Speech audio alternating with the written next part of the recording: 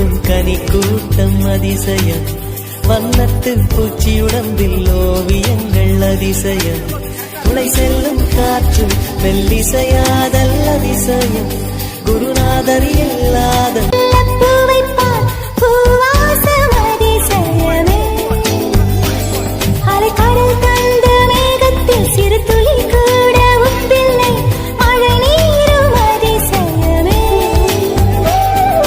மின்சாரமில்லாமல் மிதக்கின்ற தீபம் போல் மேனி கொண்ட மின்மினிகள் அதிசயம்.